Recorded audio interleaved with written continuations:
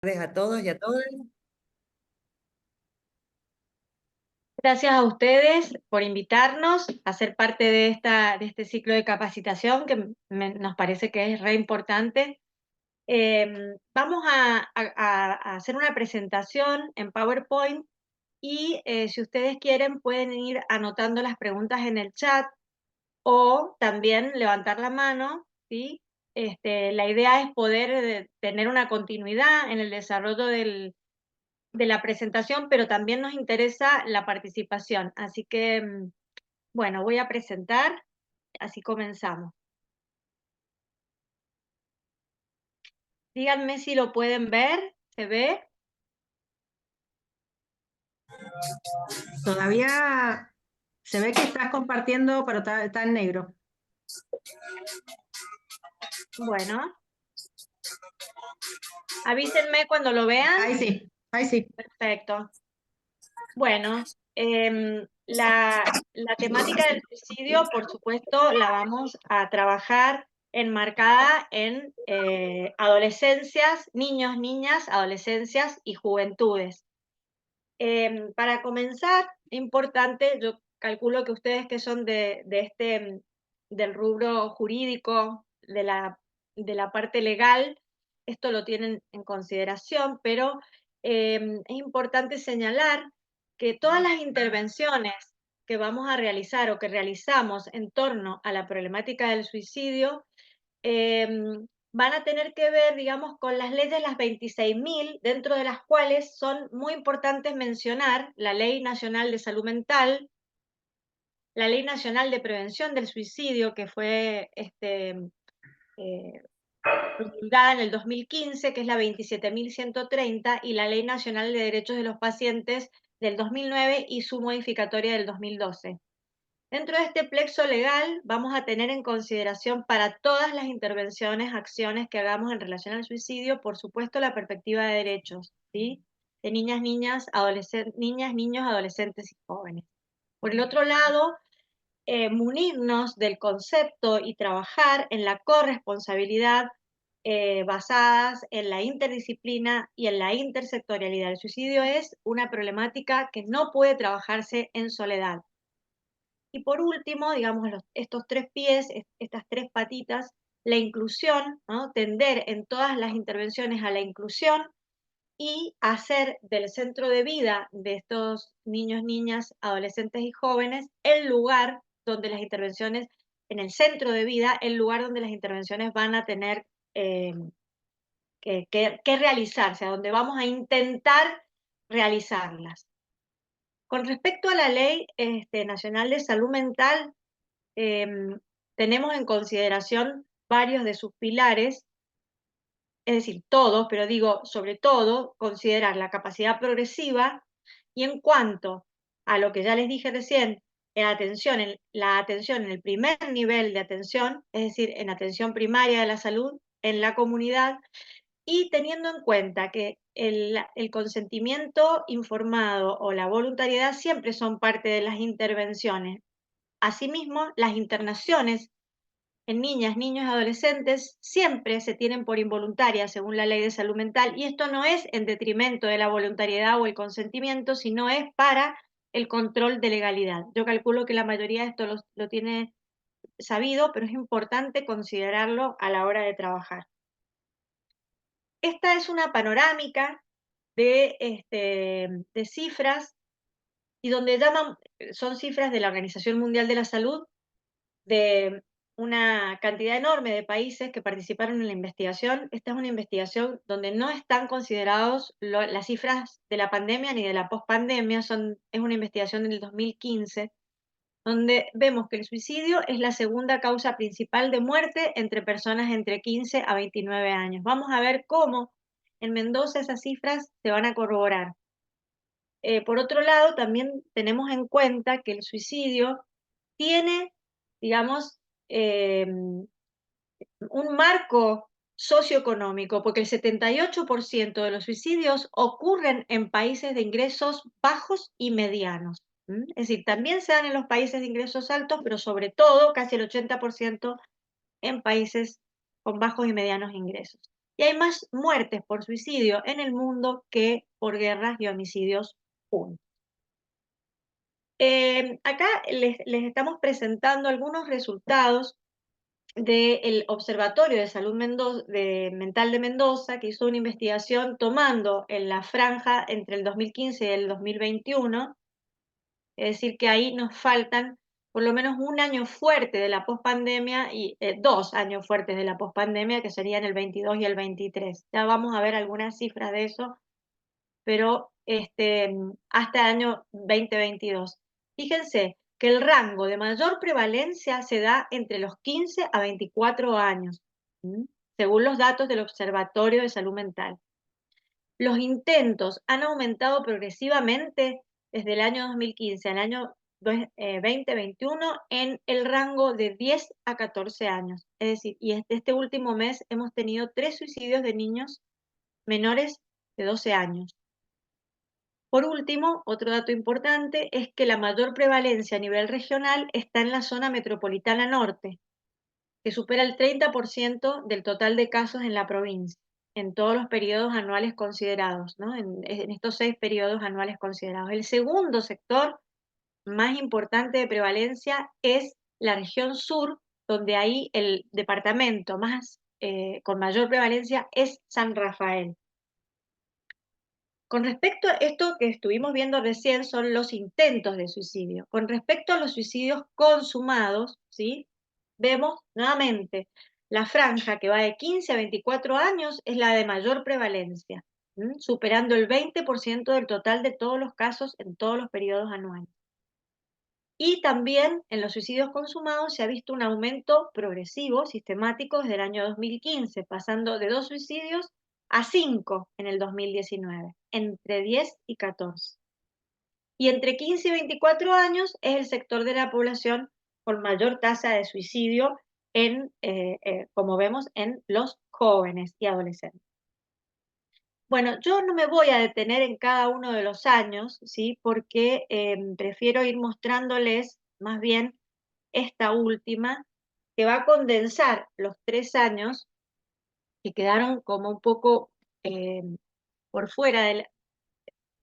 Es decir, mostramos esta gráfica para incluir el año 2022, donde vemos que si bien la cantidad, estos son cantidades, no son tasas, la cantidad de suicidios en varones en el año 2022 es casi igual que en el 2021, pero ha sido significativamente mayor en esos 2 años que en el 2020.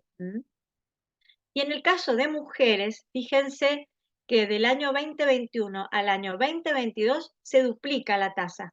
Eso es interesante, es un dato que para tenerlo en cuenta, digamos, en el análisis. Bien, en cuanto a, antes de pasar acá, en cuanto a la introducción del tema, es importante saber que cuando hablamos de conductas suicidas, estamos abarcando desde la ideación suicida, la elaboración de un plan, la obtención de los medios para poder hacerlo, hasta consumar el acto, que puede ser fatal o no. El suicidio es un problema social y un problema de salud pública que no debe en ningún caso considerarse delito. Lo digo, me imagino que ya lo conocen, pero lo vuelvo a reforzar. Y el término suicidalidad es un término más general que va a referir a la ideación suicida, las tentativas de suicidio y las muertes por suicidio. Los últimos 20 años, los estudios que han sido publicados van a dar cuenta de la relación entre los factores sociales y la suicidalidad adolescente y juvenil, mostrando la importancia de las variables sociales, como la integración social, como las percepciones acerca del apoyo familiar que se tiene o no, y del apoyo que se tiene por parte de los pares o no, de las experiencias o situaciones de maltrato, de abuso sexual y de descuido infantil, tanto en relación a la ideación como en relación a las conductas. Cuando nosotros trabajamos este tema, hacemos eje en 2 pilares. Por un lado, en la interpelación al rol de las personas adultas y por otro lado, en la promoción de espacios de cuidados colectivos entre pares. el rol de las personas adultas pensando que las personas adultas son personas desarrolladas que han llegado a determinado punto de madurez emocional, afectivo, y por lo tanto deberían ser capaces de estar en condiciones de alojar, de contener, de acompañar y oficiar como referentes válidos y de confianza para nuestros niños, niñas, adolescentes y jóvenes, ¿sí? Ese espacio de las personas adultas, vemos que hay cierta vacancia en estos espacios y por eso hacemos una interpelación a ocupar estos lugares, corriéndonos de una postura adultocéntrica, ¿verdad? Pero sí manteniéndonos como adultos referentes de nuestras infancias y adolescencias. Y por el otro lado, la promoción de espacios de cuidado colectivo. ¿Por qué? Y entre pares, porque hemos visto que es muy necesario, muy útil para la prevención, la promoción de actitudes, estrategias, en la construcción institucional de cuidados colectivos, ayudar a nuestros niños, niñas, adolescentes y jóvenes a que se cuiden mutuamente. Esa sería, digamos, los dos ejes con los que trabajamos. En el caso de las adolescencias y juventudes, ¿sí? Decimos que el suicidio tiene una connotación genérica diferencial. ¿Qué significa esto? Significa que 3 veces más los varones consuman suicidio, 3 veces más que las mujeres, ¿sí? Em, y sin embargo, es al revés en relación a los intentos de suicidio. Según los datos, las mujeres intentan entre 2 y 3 veces más que los hombres, pero no lo consuman con, digamos, entre comillas, con éxito, ¿sí? Vemos que en la adolescencia, todos sabemos que es un periodo vital muy sensible, porque se producen intensos cambios subjetivos, intensos cambios vinculares, y se va construyendo y reconfigurando la identidad. Por lo tanto, es muy importante en esto tener en cuenta todo lo que tiene que ver con el lazo social como principal factor protector. Dicen los estudios que hemos consultado que los suicidios en la adolescencia tienen que ver con una progresiva ruptura de lazos sociales, y eso va a generar situaciones de aislamiento, de soledad, ¿sí? Que van a tener como un efecto importante en el tema de factores de riesgo que van a aumentar el riesgo en relación al suicidio. Acá tenemos que tener en cuenta entonces el rol fundamental que cumplen las instituciones, ¿sí?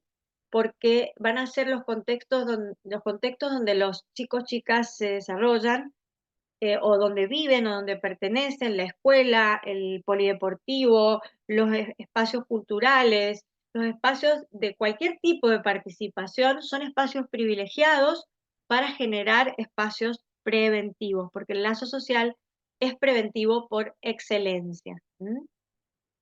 Otra cosa interesante respecto de lo que les decía de la connotación sexogenérica diferencial, es que por ahí un estudio realizado por la UNICEF nos trae como conclusiones que los adolescentes varones con menor nivel educativo van a tener aproximadamente 3 veces más posibilidades de consumar un suicidio que los adolescentes varones con un nivel educativo mayor, es decir, cuando hay una secundaria completa o mayor. Y en el caso de las mujeres adolescentes con nivel educativo primario completo, tienen un poquito más, un punto y medio más posibilidades de consumar suicidio que sus pares con un mayor nivel educativo. O sea que el nivel de instrucción, el nivel educativo también influye.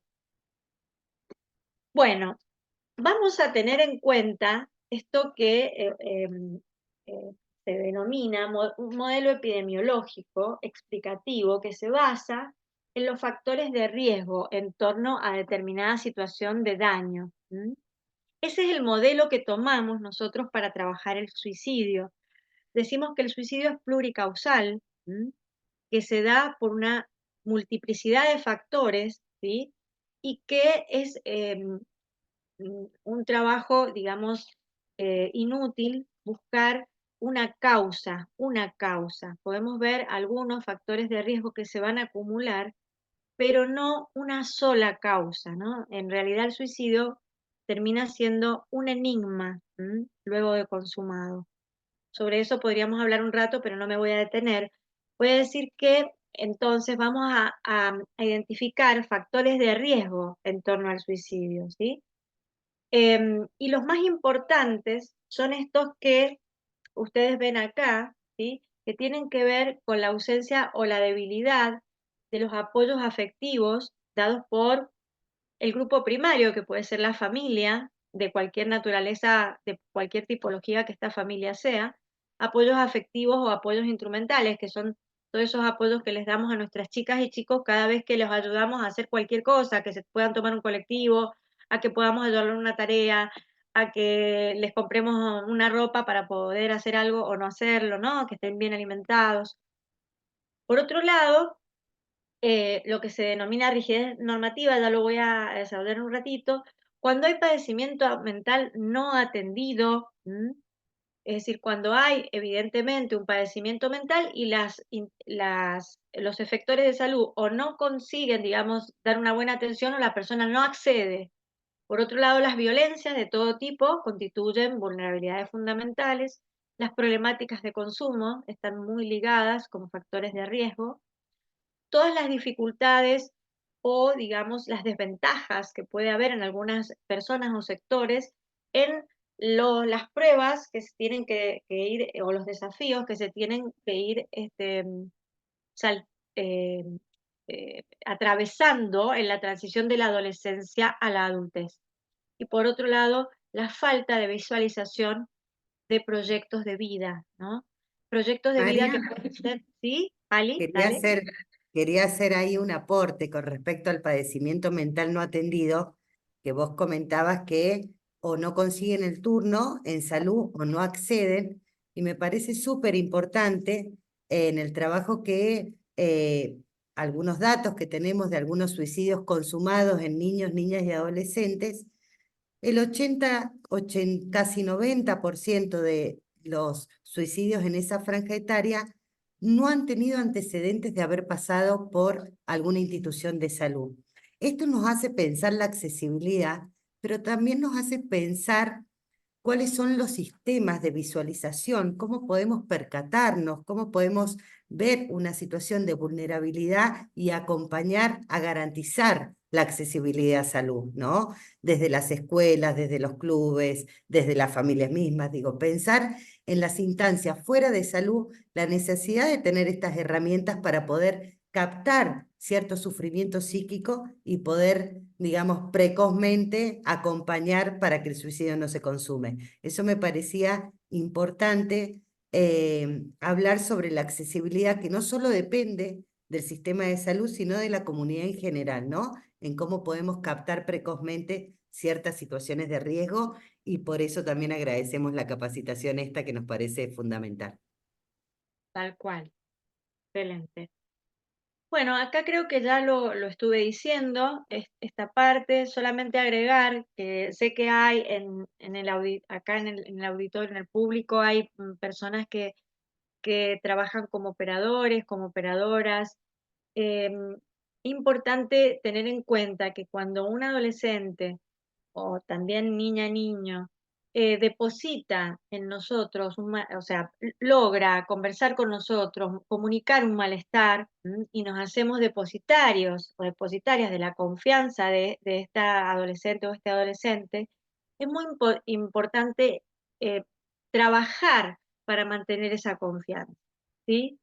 Trabajar para mantenerla porque a lo mejor ese es el único puente que puedes llevar a este joven o a esta joven a una búsqueda, como decía Lina recién, de ayuda, ¿no? Que puede ser especializada o no, pero o una búsqueda de solución a lo que le está pasando, ¿sí? Siempre trabajar nosotras, las personas adultas, en el sistema de corresponsabilidad, y saber, digamos, que tener cierta simetría es distinto a ubicarnos en un lugar adultocéntrico. La simetría tiene que ver con esta posibilidad de guiar, de acompañar y de ser referente. creo que ahí, bueno, esto es importante, digamos, porque después de la pandemia, estos son desarrollos de Diana Altavilla, que es una suicidóloga argentina muy importante que nosotros hemos seguido en la bibliografía y en la formación. Ella habla de una tríada disruptiva luego de la pandemia que produce, digamos, por un lado, el impacto de la pandemia o de un desastre, ¿sí? Eso disruptivo puede volverse traumatogénico para ciertas personas este, o grupos, ¿no? Puede volverse traumático, ¿no? Y generar algún tipo de situación que pueda desencadenar luego en un suicidio. Por otro lado, sumado a esto, lo que ya hablamos, los lugares vacantes de las personas adultas, más cierta fragilidad personal, vincular, intrapsíquica que la trama social actual nos está mostrando, nos lleva a, ver procesos de desvalimiento importantes, ¿no? Por eso esto que decía Lina es fundamental aprender por ahí, ver cómo la comunidad en sus distintas áreas y funciones puede eh, hacer de borde, de contorno, ¿no? De estos chicos y chicas que a veces en estos procesos de desvalimiento van a terminar, digamos, tomando una decisión en relación al suicidio. Fíjense que en la pospandemia, la pérdida financiera, los duelos melancolizados o no realizados de los familiares muertos, o familiares que quedaron con necesidad de cuidados permanentes, o cuestiones que se suman estructurales como la precariedad habitacional o las violencias, más las barreras para obtener atención en salud, tanto barreras desde el sistema como barreras desde la comunidad, hace que el dolor sea muy severo y muy agudo, y por eso hemos visto cómo se han ido desencadenando situaciones de suicidio muy, de una manera muy, muy impresionante después de la pandemia. Es importante, perdón, no psicopatologizar, ¿no? Esta situación, pero si no se atiende, terminamos en un problema de salud mental, efectivamente. Con respecto a la autolesión suicidio en sí misma, nosotros siempre hablamos de pensarlo como un banquito de tres patas, donde tenemos a la prevención, la asistencia y la posvención, que además son las tres actividades que la ley 27.130 dice que son las esenciales, ¿no? En la prevención, que puede ser universal, y que puede brindarse por cualquier lugar, digamos, desde cualquier efector, no necesariamente de salud, y que permite trabajar todos los factores protectores. La selectiva, que es cuando nosotros notamos que hay indicadores potenciales de riesgo, no indicadores manifiestos, sino potenciales, ahí tenemos que desarrollar la prevención selectiva. En segundo lugar, la asistencia que se va a dar siempre que haya un riesgo, aunque no sea grave, eso nos da más tiempo para trabajar, pero hay que atenderlo. El riesgo cierto e inminente, que es el que prevé la ley de salud mental, que es donde no tenemos tiempo y donde tenemos que realizar una internación, y cuando efectivamente un suicidio ha sido intentado, ahí trabajamos en la asistencia. Y luego de un suicidio consumado, trabajamos en la posvención, que son intervenciones que son indicadas, preventivas, indicadas y que no deben dejar de hacerse jamás luego de un suicidio consumado, sobre todo cuando se trata de esta franja etaria que estamos trabajando. Eso lo vamos a ver con Alina más enseguida. Bueno, nosotros acá preparamos siempre una listita de los mitos, ¿no? Sobre el suicidio o las creencias, ¿no? Que algunas son verdaderas y algunas falsas, ¿sí? Y esto tiene que ver, las repetimos, porque si bien muchas ya están bastante entendidas y asimiladas por la comunidad, otras siguen estando. Entonces, no sé, Ali, si vos querés eh, hablar de ellas, querés que las veamos juntas. Por ejemplo, la primera que dice hablar de suicidio es una mala idea porque puede inducir a la acción. Bueno, esto no es así. Hablar de suicidio cuando alguien está pensando, teniendo ideas en relación a esto o está planificando un desenlace suicida, hablar siempre alivia la ansiedad, calma, y muchas veces hablar permite ver algún tipo de salida. Hay maneras de hablar mejores que otras y podemos aprender a hablar. Sí, acá me parece también importante comentar que las personas que tal vez están pensando en quitarse la vida pueden venir con mucho tiempo ese pensamiento, que generalmente no lo suelen compartir con alguien, ¿no? Por eso es que cuesta que lleguen al centro de salud o cuesta que llegue a un profesional en base a vergüenza, en base a temor que se lo castigue, en base a temor que no lo comprendan, en base, generalmente cuando hemos estado en espacios colectivos con chicos, chicas, y hemos bueno, rescatado la voz de esa población etaria, un poco lo que nos dicen es, ¿para qué vamos a hablar si no nos entienden? O cuando decimos que nos sentimos mal, nos lo minimizan, ¿no? O piensan que es solo porque somos adolescentes. Digo, bueno, me parece sumamente importante que sepamos que ante la dificultad de que la persona ya no lo está contando, ya lo viene ocultando bastante tiempo, cuando la única manera que tenemos de darnos cuenta si alguien lo está pensando, la única forma es preguntando. Es la única manera, poder generar un espacio de charla y poder hablar. Entonces, bueno, este es uno de los mitos que nosotros lo trabajamos mucho, que las personas tenemos muchas veces miedo de preguntar. No le voy a preguntar porque le voy a generar la idea. No le voy a preguntar porque si no, lo va a hacer. Y justamente es todo lo contrario. La pregunta y el poder hablar hace no solo el alivio, sino que es la forma de vehiculización hacia la ayuda más inmediata, por lo que nos parece como muy importante trabajar esto. Eh, Bien. ¿Querés seguir, Mariam? Seguí, seguí. Bueno, quien realmente se quiere suicidar lo logra, el resto lo hace para llamar la atención. Esto lo escuchamos mucho, tal vez también ustedes lo escuchan, sobre el que quiere lo consigue, ¿no? Desestimando el que tal vez tuvo un intento. Y esto, bueno, me parece muy importante entender que cualquier intento de suicidio, sea leve, igual ya veremos los riesgos, pero cualquier intento necesita ser atendido porque implica un gran sufrimiento. Entonces, bueno, poder trabajar sobre esto es importante. Cuando un individuo da señales de mejoría o sobrevive a un intento, está fuera de peligro. Esto también me parece importante que lo trabajemos porque puede pasar muchas veces que hay una persona que tiene un intento de suicidio, es atendida en un centro de salud, nosotros como comunidad o desde el fuero penal donde están ustedes, conocen la situación de que hay alguien con un intento que está en tratamiento, de repente no fue más, a la psicóloga no fue más, y la importancia de un buen seguimiento, la importancia de un acompañamiento. La Organización Mundial de la Salud habla de por lo menos 2 años de un acompañamiento de la persona que ha tenido un intento. Y este acompañamiento tiene que ser del sistema de salud, pero es fundamental el lazo en la comunidad y el lazo con las otras instituciones que tal vez están en conocimiento de alguna persona que ha tenido antecedentes y bueno, este fortalecimiento para continuar los tratamientos correspondientes. El El, suicidio, No, que sí, ahí aportar que un intento de suicidio previo es considerado por la Organización Mundial de la Salud como el primer, digamos, factor de riesgo individual importante a tener en cuenta. Es decir, que esto que decía Lina, si alguien ya hizo un intento y no sigue un tratamiento, es para, digamos, para hacer ahí el seguimiento y recaptar a la persona. Nada, eso, Ale. yes. Bueno, otra de las creencias es que el suicidio tiene que ver con una decisión, ¿no? Y que no se puede prevenir.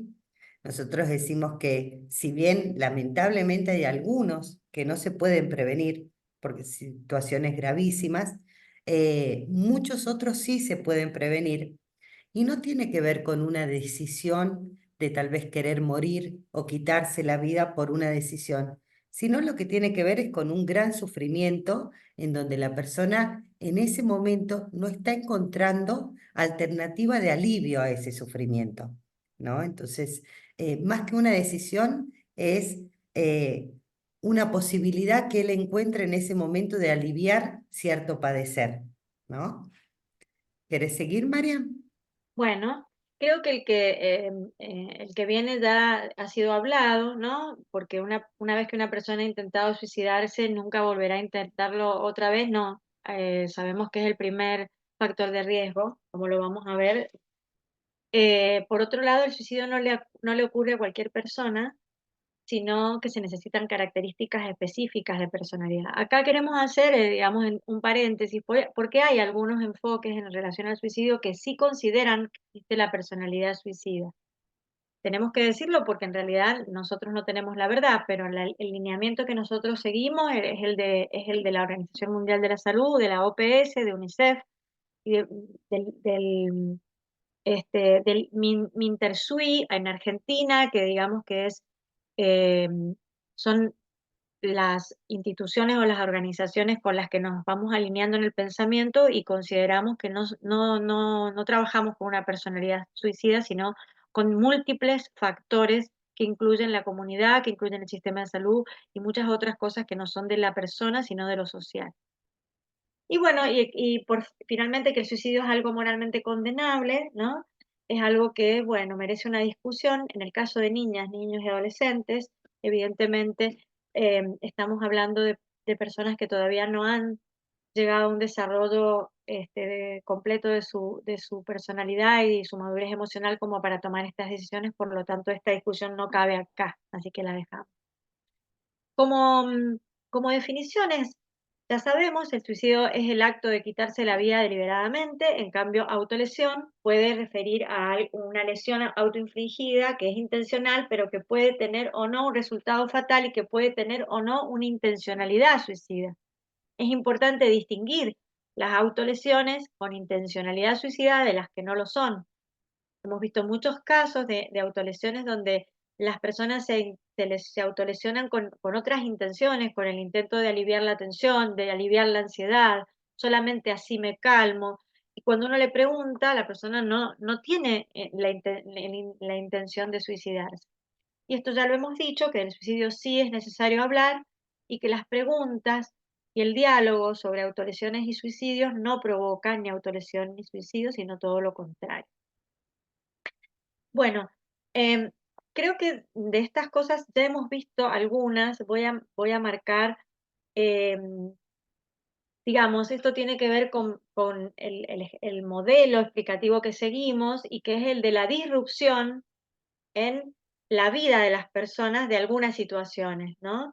Y hay factores que son predisponentes o que son factores de vulnerabilidad, otros que son precipitantes, ¿no?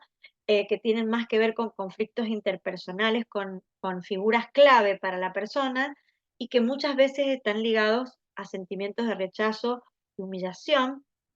Y si bien estas situaciones pueden ser predictivas, ¿sí? En cierta medida, cuando están presentes otros determinantes, no siempre lo son. En relación a los acontecimientos vitales o a las características, digamos, más importantes que se han tenido en cuenta, se han ido recabando en las investigaciones, tenemos, por un lado, el género y la orientación pueden constituir un factor de riesgo no en tanto en sí mismos, ¿no? La definición de género o la orientación de una persona, sino la respuesta social o el veredicto social, ¿no? Contextual ante estas cuestiones. No sé si me expliqué, pero digamos, otros factores como la autoexigencia, la exigencia parental o los fracasos en los logros esperados por la familia o por la sociedad. También hay factores intrapsíquicos y de personalidad que se juegan, ¿no? Como pueden ser algunos estados depresivos o situaciones de mucha impulsividad que se conjugan, factores socioeconómicos y culturales como la falta de expectativas educativas o laborales, la vida familiar con perturbaciones o con una conflictividad excesiva, situaciones de abuso sexual, el suicidio imitativo, entre comillas, que es esto que nosotros vemos cuando hay identificaciones, ¿no? Por eso trabajamos mucho con los chicos y las chicas cuando hay un suicidio consumado, para que las identificaciones no desencadenen, digamos, otros suicidios concatenados, el consumo de alcohol y otras sustancias y, como ya sabemos, el bullying y el ciberbullying. La Organización Mundial de la Salud habla de factores multifactoriales, digamos, provenientes de lo individual, de lo relacional, del sistema de salud y también de la comunidad. Con respecto a los individuales, como les decíamos, los intentos de suicidio anteriores, cuando hay consumos problemáticos, el riesgo se eleva considerablemente. Las pérdidas financieras o el desempleo en la familia pueden ser un factor de riesgo muy notorio, muy importante. Cuando hay antecedentes familiares de suicidio, no por una cuestión de tomar en cuenta la herencia o la genética, sino por tomar en cuenta los modos aprendidos, ¿sí?, de afrontar las situaciones de la vida.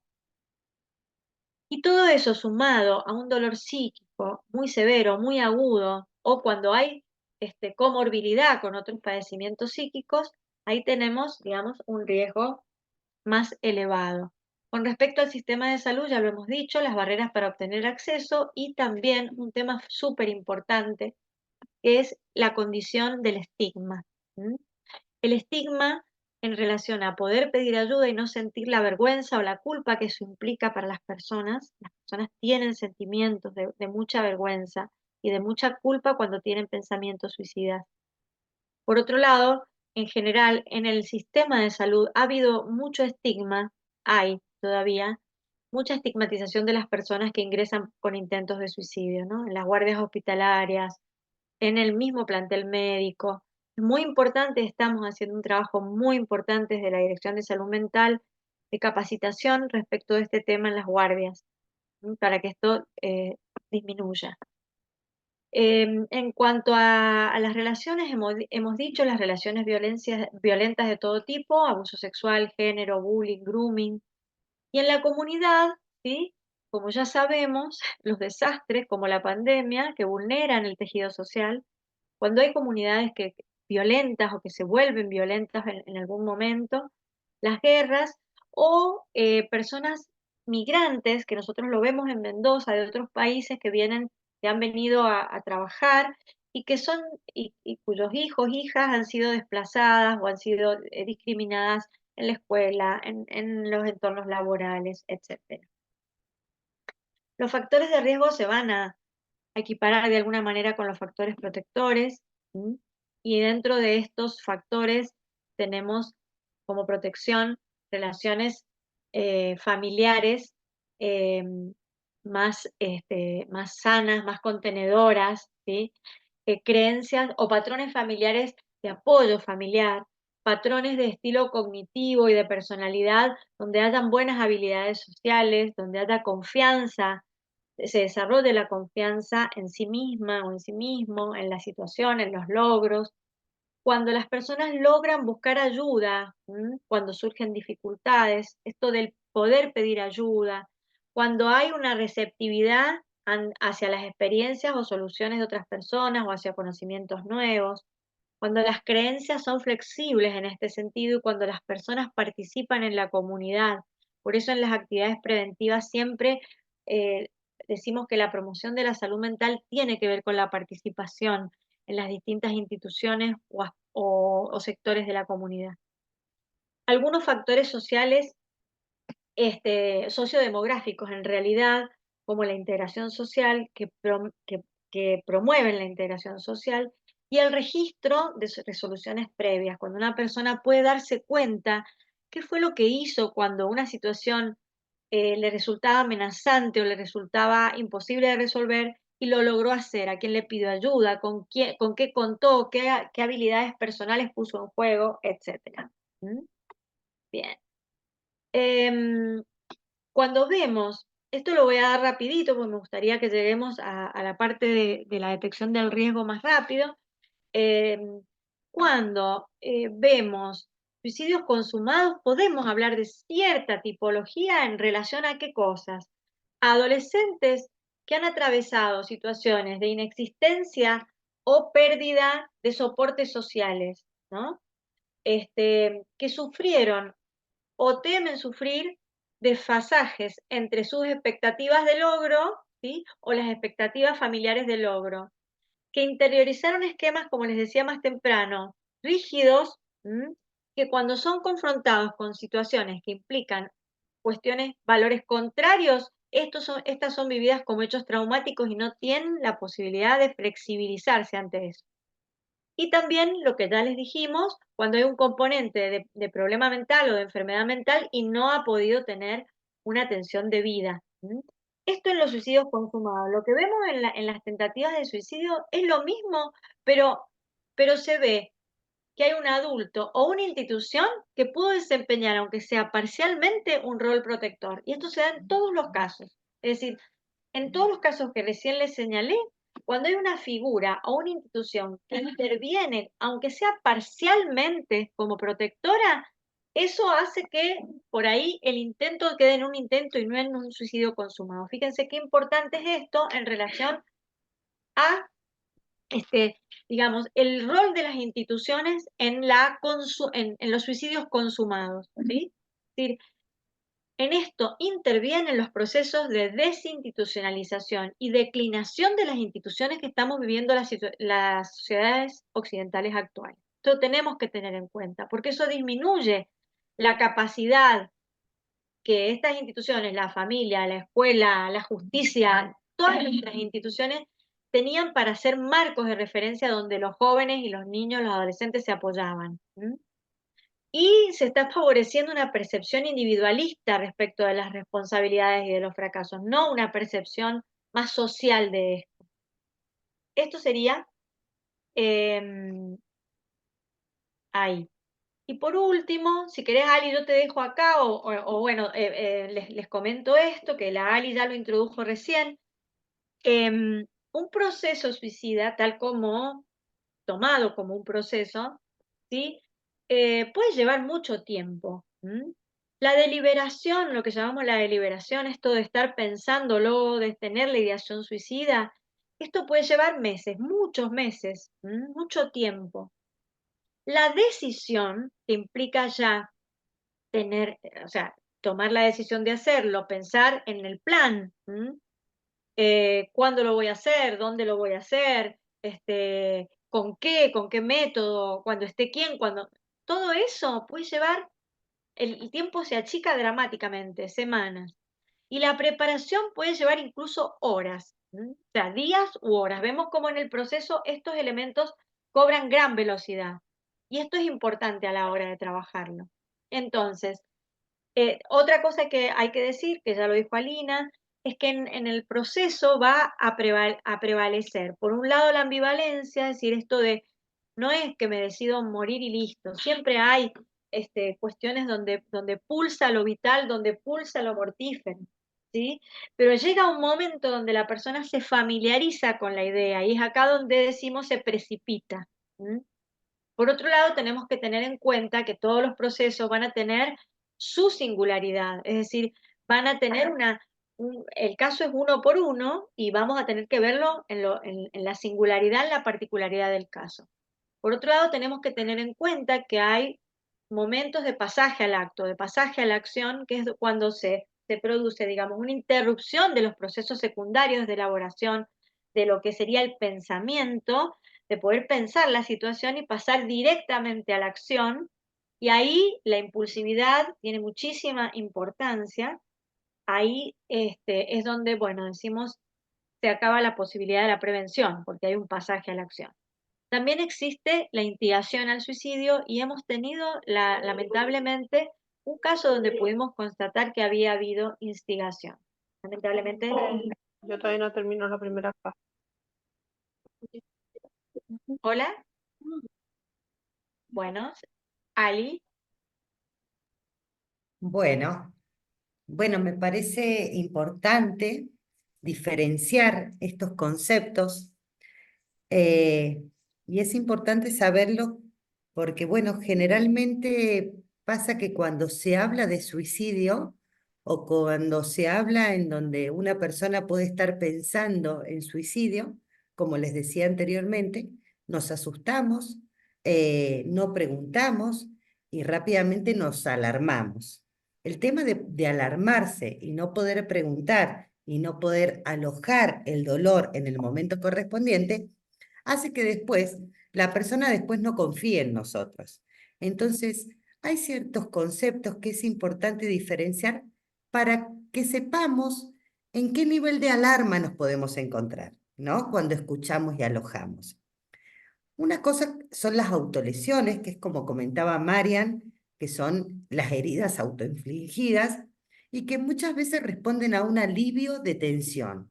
La persona no encuentra cómo aliviar la tensión y termina lesionándose para aliviar la tensión. Generalmente las personas nos dicen, a veces me corto para descomprimir, me alivia, no soporto más esta situación, me corto de acá y acá, todavía no tengo coraje de matarme, ¿no? Esto implica, por supuesto, un sufrimiento, implica que está teniendo un elevado monto de angustia y de tensión, pero eso no siempre se condice con el deseo de quitarse la vida, ¿no? O con el pensar quitarse la vida. Y hay distintas cuestiones que, digamos, otras cosas son los gestos suicidas, que nosotros lo que llamamos como gestos suicidas son esas conductas, digamos, que terminan provocándonos un riesgo de muerte, de alguna manera, y que no tenemos en la conciencia la intención de quitarnos la vida, pero que la conducta misma nos los puede llevar. Por ejemplo, manejar intoxicado, a extrema velocidad, o algunos deportes sin protección, como saltar de techo en techo, pero sin la protección necesaria. Digo, hay algunas actividades que tienen un riesgo potencial y no tienen las precauciones necesarias. Ahora, cuando hablamos de idea de muerte, que a veces es muy común, ¿no? En salud, cuando viene alguien a la guardia, siempre la derivación es presenta ideas de muerte, ¿no? Sin embargo, la idea de muerte en la adolescencia es muy común, ¿no? Muchas veces, digamos, estamos y en la adultez también, pero en la niñez y en la adolescencia, el pensar en la muerte, el que se venga a veces la sensación de nuestra muerte, de pensar la muerte, es común. Ahora, la idea de muerte que implica un sufrimiento, a veces tiene que ver con que hay cierta angustia, hay cierto malestar, y uno piensa en la muerte más seguido. Pero el pensar en la muerte no significa querer matarse, ¿no? Hay una diferencia abismal y esa diferencia abismal hace que o lo llevemos rápidamente a una guardia o lo escuchamos y acompañamos en una atención oportuna, pero le damos lugar a ese dolor. La idea de muerte nosotros lo tenemos como diferenciado en los colores, ¿no? Lo ponemos como verde, no implica que no requiera asistencia, pero ¿qué podemos escuchar? Cuando me duerma no quisiera despertarme o quisiera dormir siempre. Quisiera irme con mi abuelo fallecido, ¿no? Tengo ganas de morir, pero no quiero matarme. Digo, hay distintas expresiones que nos hacen pensar que es una idea de muerte, pero que no hay una idea de quitarse la vida. No hay un pensamiento de quitarse la vida.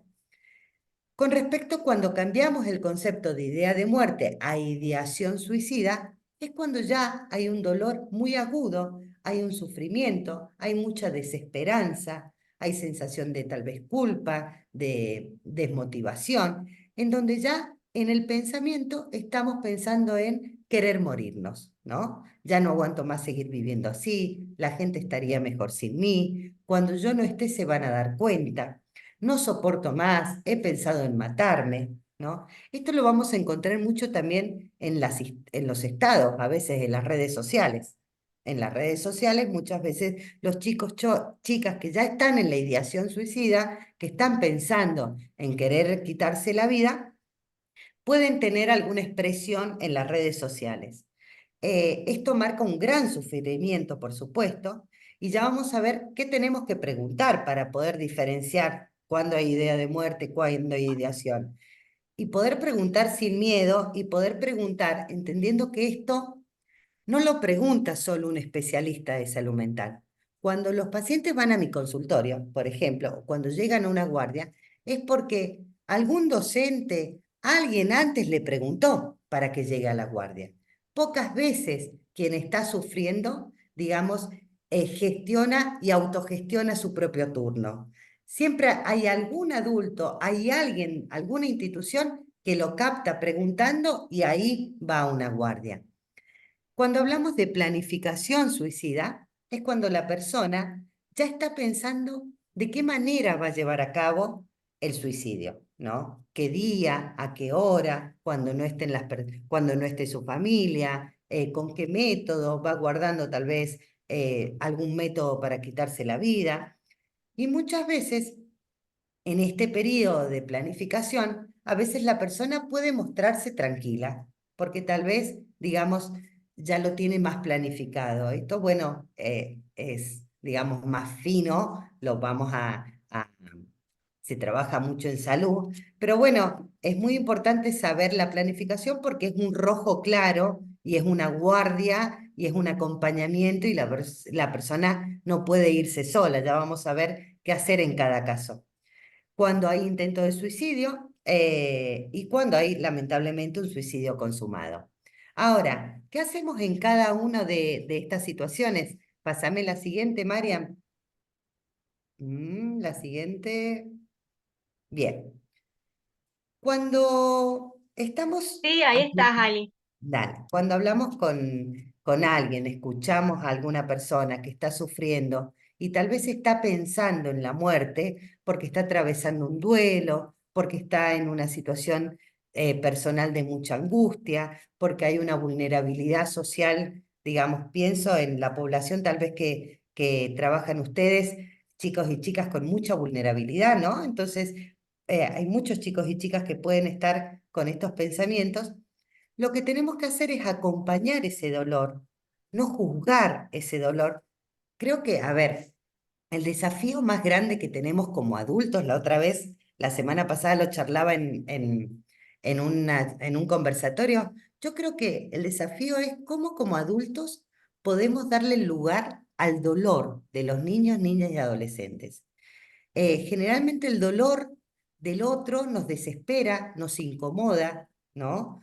Por desconocimiento, por situaciones personales vividas, nos genera como una especie de atolondramiento en donde no sabemos qué hacer con el dolor del otro, ¿no? Rápidamente lo queremos tapar, rápidamente lo queremos aliviar, y creo que, bueno, como adultos, el gran desafío es cómo le damos el tiempo y el lugar y la calidez al espacio con el dolor del otro. ¿Qué hacemos con ese dolor?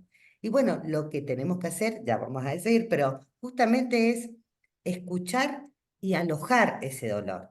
Entonces, cuando hay una idea de muerte, justamente lo que vamos a hacer es acompañar ese dolor y acompañar hasta que se consiga tal vez un turno con una psicóloga, no necesariamente tiene que ir a una guardia, sino que podemos acompañar a gestionar el turno para que pueda ir, por ejemplo, al primer nivel de atención, a un centro de salud, con un turno con un profesional. Cuando hay una ideación suicida, cuando ya hay un pensamiento de querer quitarse la vida, se tiene que articular de manera mucho más rápida y de manera, digamos, asistida. ¿Qué significa articular de forma asistida? No es, bueno, anda y saca un turno con el centro de salud o darle a la familia, mire, vaya con tal notita y saque un turno porque va a ir la familia, va a ir al centro de salud o va a ir al infanto y le van a dar turno de acá a 3 meses. Distinto es si uno se comunica al infanto, si uno dice, mira, tengo esta situación, esta niña, este niño, digamos, está sufriendo esta cuestión, no hay red de continencia, hay riesgo, necesito un turno con inmediatez. Digo, poder articular y gestionar un turno en el primer o segundo nivel, pero de una manera más asistida y con un seguimiento más estrecho, con un acompañamiento estrecho. Cuando hay una planificación suicida, por supuesto que es un rojo y siempre va a una guardia. Y no va a la guardia de maneras en soledad, sino que tiene que ir a la guardia acompañado. No puede ir sola la persona. Ya vamos a ver y preguntas que ustedes tengan las podemos ir trabajando. Cuando hay un intento de suicidio, por supuesto, ¿alguien quiere hablar? ¿Sí? Pensé que querían hacer una pregunta. No, Bueno, Alina, no, se activó un digo, micrófono. dale. Cuando hay un intento de suicidio, cuando tal vez la persona toma pastillas o tiene una lesión y se corta o hace un intento de ahorcamiento, siempre es la guardia, pero siempre es la guardia de un hospital general. ¿Por qué? Porque cuando hay un intento de suicidio hay un riesgo clínico. Necesitamos que a esa persona se le haga un electrocardiograma, se le haga una analítica, hay que ver si hay que ponerle oxígeno, todas esas cosas que, por ejemplo, en Cipau no están, y en el Hospital Pereira tampoco, y en el Sauce tampoco. Digo, es necesario un hospital general para que compense la situación clínica. Y en todos estos colores de idea de muerte, ideación, planificación, intento y suicidio consumado, digamos, siempre hay que acompañar a la persona, implicar a la red de confianza, ¿no? No es, digamos, quién más de la red puede acompañarnos en ese proceso, no dejarla sola y, digamos, hacer, digamos, una información con la familia en que si tiene que esperar hasta mañana el turno, hasta pasado el turno, hacer un acompañamiento y que no la dejen sola a la persona y retire de la casa cualquier elemento en donde se pueda hacer daño la persona. Pienso tal vez si hay personas acá, públicos que están trabajando en hogares, bueno, retirar los elementos, acompañar permanentemente, no dejar sola a la persona. A mí me gusta ir poniendo ejemplo en los lugares donde van trabajando ustedes, pero bueno, creo que es muy diverso el público. ¿Seguimos? Ahí se ve. Sí. Bueno, ahora vamos a dar una parte práctica en cómo preguntar. ¿Cómo hacemos en esto de alojar el dolor? Bueno, alojar el dolor, pero ¿cómo se aloja? ¿Qué se hace?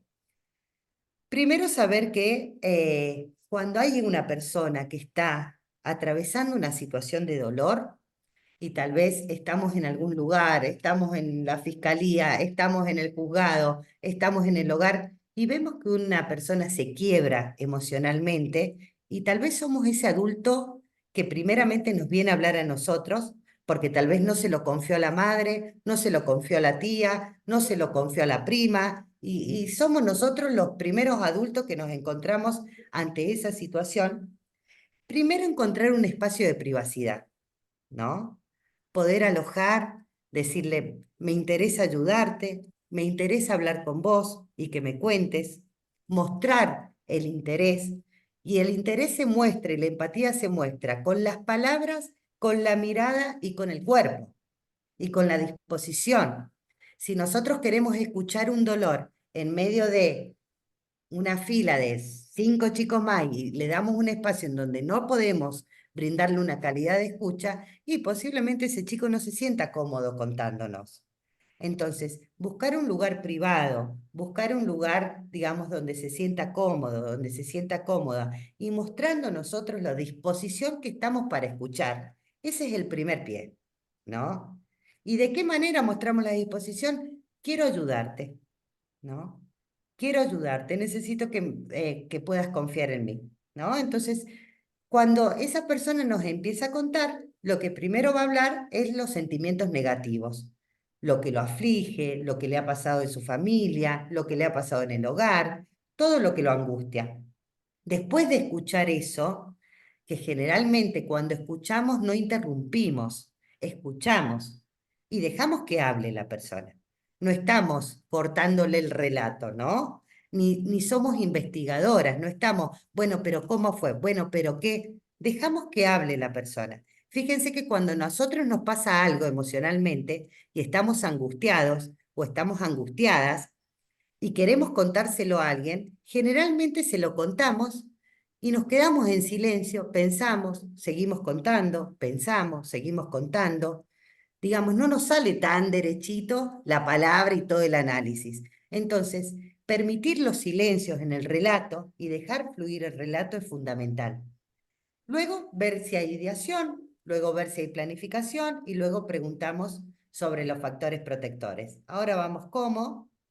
Ahora, por ejemplo, si hay alguien que nos... Estos son preguntas, estos son un formato que hemos hecho, que es un modelo, por supuesto que cada uno, cada una, con su manera, con su cintura, con las posibilidades, va a encontrar. Pero estas sugerencias son para, digamos, público general en cómo, de alguna forma, preguntar si hay riesgo. Entonces, si hay alguien que está atravesando una situación de mucho dolor, podemos decir, noto que estás pasando por un momento muy difícil.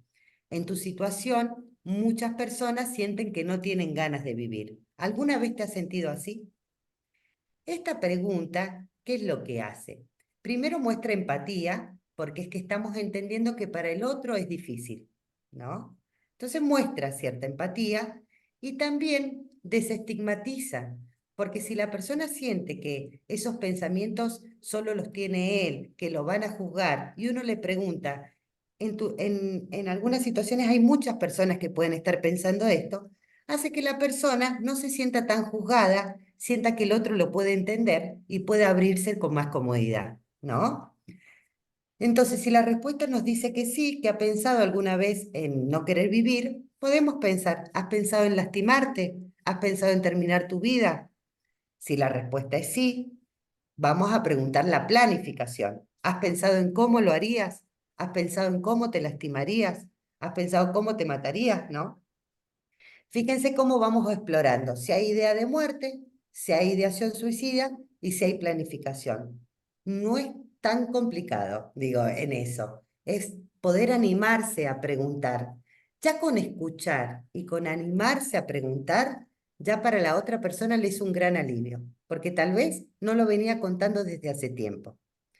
¿Y qué pasa si uno empieza a contar y uno le dice, una persona dice, sí, he pensado en la muerte? Y uno sale corriendo, llama al 911 o activa tal situación que va corriendo rápido al CIPAP o va corriendo rápido a una guardia. Y tal vez va a la guardia y uno como profesional le pregunta, ¿y qué has pensado? No, le dije a tal que yo había pensado en la muerte. ¿Pero has pensado en quitarte la vida? No, no he pensado. ¿Qué es lo que pasa si uno se alarma de esa manera y lo lleva rápido a una guardia? Es que ese chico, esa chica, en el día de mañana, si tiene un problema, no nos lo va a contar más, ¿no? Entonces, a eso voy con la importancia de alojar la angustia y darle tiempo a esa angustia. Ahora, cuando ya nos está contando, una cuestión fundamental es, ¿a quién más le ha contado esas ideas? ¿Le has contado a alguien? Poder explorar la red de confianza de esa persona es fundamental. Y bueno, en lugares más especializados, en algunos niños, niñas, adolescentes, a veces tienen estos pensamientos porque si hay algunas patologías de salud mental, a veces hay voces que le dicen que se haga daño. Entonces, una de las cosas que nosotros preguntamos es si tiene pensamientos o voces en su cabeza y eso marca una gran urgencia, ¿no? Para ir a una guardia. ¿Pasamos a la otra, Mariam? Sí, y que no y que no tiene que ver con la problemática del suicidio, sino que tiene que ver con una situación, digamos, un problema de salud, una patología de salud mental que está presentando fenómenos elementales, o sea, sí, fenómenos positivos, alucinaciones o delirio, y no es que sea un problema de suicidio. Claro, pero que Pero eso bueno, no tiene un riesgo muy fuerte de suicidio porque hay voces de claro, comando, ¿no? claro, Que decimos que son voces que le dicen que se quite la vida, entonces es fundamental preguntarlo y llevarlo a una guardia inmediatamente. exacto. ¿Vamos? Sí, Bien. sí, Ahora, cuando le dimos ese lugar al dolor, a la angustia y preguntamos, muchas veces la persona se desarma y es importante ahí luego darle un espacio para pensar qué factores protectores tiene. Y cuando pensamos en los factores protectores, por supuesto que si hay una persona que está en una crisis de llanto, angustiada, desesperanzada, y nosotros le preguntamos, ¿qué cosa de la vida te disfrutás? Y seguramente nos diga nada, ¿no? Porque en ese momento no va a disfrutar nada. Una de las formas que nosotros tenemos es como enlazarlo con algo que antes disfrutaba. Entonces, tal vez poder contener diciendo, bueno, es esperable que en este momento que estás pasando, vos hoy sientas que no disfrutas de nada, vos hoy sientas que nadie te puede escuchar, vos hoy sientas que nadie quiere ayudarte. Pero antes, en alguna situación similar, ¿qué te gustaba o qué disfrutabas hacer? O alguien en alguna situación similar, ¿sentiste que alguien te ayudó? ¿No? El poder enlazarlo con lo anterior es fundamental porque es como, como la apertura de un abanico. Cuando alguien está, digamos, ensimismado en una angustia tremenda, muchas veces no ve la opción, ¿no? Y se siente solo, sola, que nadie lo entiende, que nadie lo comprende, que es imposible salir de ese pozo. Pero si uno hace el ejercicio de ir hacia atrás, ¿no? Y decir, bueno, a ver, hace un tiempo yo la pasé mal y yo recuerdo que hablé con tal y tal me escuchó o tal seño me escuchó. Bueno, eso es como una sugerencia que nosotros pensamos y que es importante para abrir y flexibilizar el pensamiento, ¿no? ¿A quién puedes pedir ayuda? ¿Quién te escucharía? ¿Por quién te sentías apoyado o por quién te sentiste apoyado en el pasado? ¿Pasamos a la siguiente, Mariam? Sí, estoy tratando de pasarla. Esperamos un cachito que... Ahí está. Bueno, luego de hacer ese alojamiento, luego de poder contener, luego de preguntar, una de las formas también de contener, luego de que alguien nos cuente esto, es gracias por confiar en mí, ¿no? Te agradezco que me lo hayas contado. No hace falta tener la palabra de decir, bueno, vos vas a salir de esta situación así, así. Bueno, porque para eso va a requerir un tratamiento y un proceso. Pero el primer paso es fundamental. Entonces, te agradezco que me lo hayas contado. Estoy para que puedas confiar. Y sí diferenciamos, ¿no? Cuando hay bajo riesgo. Si no hay un plan concreto, si la persona, por ejemplo, puede estar con un padecimiento psíquico, una angustia, está con un pensamiento de la muerte, pero no hay un pensamiento de quitarse la vida de manera intensa, ¿no? Cuando tienen una red de apoyo, cuando hay un sostén de apoyo, cuando tal vez mientras pudimos hablar, mientras pudimos escuchar, ya la persona nos dice, ay, qué alivio, me siento más tranquila ahora que lo pude contar, ¿no?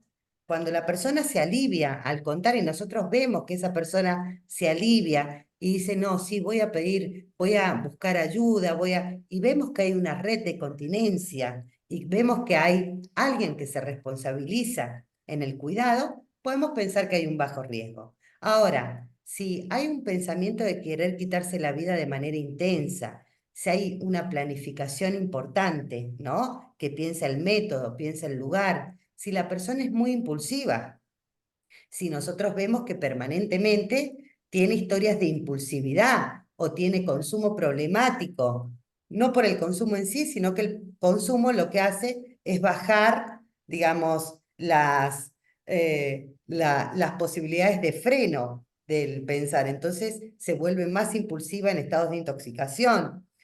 Cuando no hay soporte sociofamiliar, ¿no? Y cuando tal vez a pesar de las entrevistas, o a pesar del espacio de escucha y que pudimos, la persona sigue pensando en querer quitarse la vida, por supuesto que es alto riesgo. En ese alto riesgo, ¿qué significa? Que entonces, de ese momento donde estamos, no se va a su casa, no se va al hogar, se tiene que ir a una guardia, ¿no?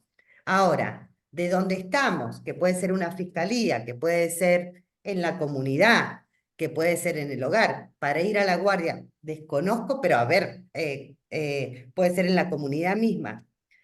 Para ir a una guardia pueden haber distintas formas. Tal vez vemos que hay alto riesgo y le decimos, bueno, mira, es necesario que vos de acá puedas ir a una guardia. ¿Quién te puede acompañar a la guardia?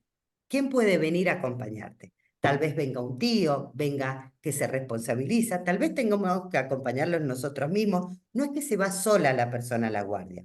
Ahora, en ese quién te puede acompañar, también es importante hablar a la guardia y decir que esa persona va a ir a la guardia. Y también decirle a la persona, mira, vas a estar en la guardia, tal doctor te va a estar esperando, que no sienta la persona que va a la guardia y de repente tiene que esperar tal vez una hora y rápidamente se vuelve impaciente y se quiera ir, ¿no? Es importante ir trabajando lo que implica ir a una guardia, ¿no? Decirle a esa persona, decir, mira, vas a ir a la guardia, yo ya la avisé a tal médica te va a estar esperando, tal vez tengas que esperar un tiempito hasta que atienda un paciente y después te atiende. Digo, ir Ali, abriendo el territorio. Sí. Ali, mira, hace un ratito una persona, Alita López, escribe, buenas tardes, en nuestro trabajo, en el chat es esto. En nuestro trabajo se nos presenta la mayor dificultad para acompañar el traslado de la persona porque los hospitales no nos ofrecen las ambulancias. Y otra persona, que no sé el nombre, Laura, pareciera ser totalmente de acuerdo, no solo eso, sino que tampoco ofrecen medicación acorde a la situación.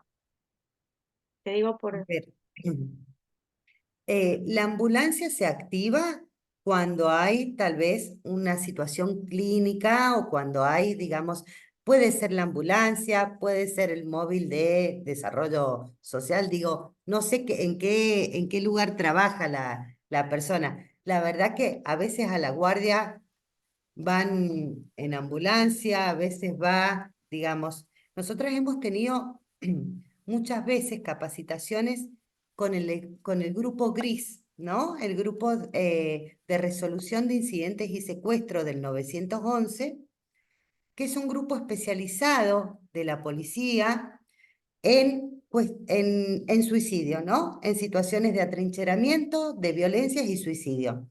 Este grupo lo que nos, por lo menos en algunas situaciones de infancias y adolescencias que se ha requerido un traslado, tal vez de manera involuntaria, el grupo gris generalmente ha estado actuando en esa circunstancia con intervención de algún móvil o algún acompañamiento de algún personal de ETI. No sé cómo lo están manejando ustedes desde el fuero penal, pero esa ha sido una de las maneras en que en los traslados con adolescencias, digamos, a través del 911, a través de tal vez algún móvil policial, va acompañado de algún operador, alguna operadora de ETI o del hogar o de algún referente adulto de esa institución. Alita Sí. levantó la mano. Alita, ¿querés hablar? ¿Querés hablar, Alita?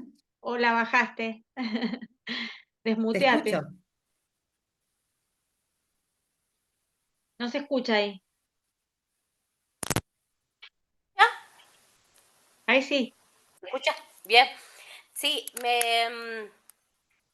yo trabajo particularmente en el Centro de Salud Mental Infanto-Juvenil de Zona Este de San Martín, y son situaciones puntuales en las que hemos necesitado el traslado de niños y adolescentes al Hospital Noti o a Cipao, y hemos requerido de la ambulancia y no hemos podido acceder. Seguir. Y justamente el acompañamiento ha tenido que ser telefónico con el familiar de referencia, con el riesgo que realmente presentaba el adolescente en ese momento. Y a veces llegan al Hospital Noti, nos ha pasado en los últimos casos, que los mismos profesionales médicos que los reciben, que los están esperando, nos dicen, pero tendrían que haber venido en ambulancia.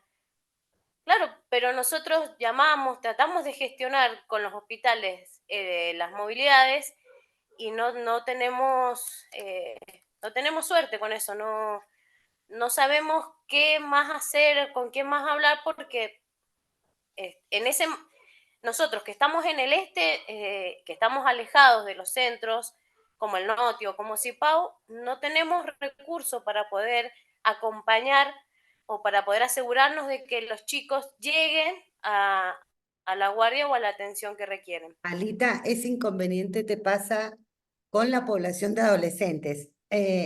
Bueno, claro, es que estás en un infanto.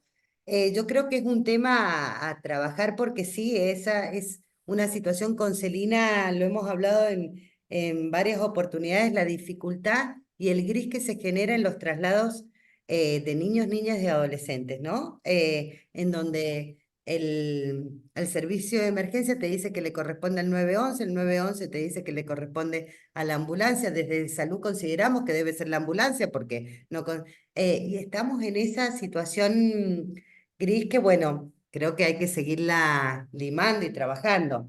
En adultos, desde, por ejemplo, yo estoy en el hospital de Rivadavia, se hace a través del sistema FARO, ¿no? Que es el sistema de traslado y la verdad que se activa bastante rápido la ambulancia y nos ha pasado de trasladar a un adolescente a Cipao y se activó rápido. pero bueno, fue la situación que tuvo a través del sistema Faro. Entiendo que hay un montón de dificultades, sí, comparto, Alita. ¿Alguien quiere hablar? ¿Continúo? Continuemos. ¿Mm? Bueno, hablaba del alto riesgo y hablaba de esto del traslado, ¿no? Cuando Justo. pensamos en cuándo va una guardia, y el traslado puede ser voluntario, y tal vez el niño o niña, hay un referente adulto que acompaña, que tenga movilidad, que dice yo lo llevo a la guardia, que uno lo puede llevar a la guardia, que en la guardia lo esperan, que se responsabiliza. A veces me ha tocado hacer guardia en Cipao que viene con la preceptora o que viene con la docente, porque no encontraron red de adulto que acompañe y va algún referente educativo que acompaña a la guardia.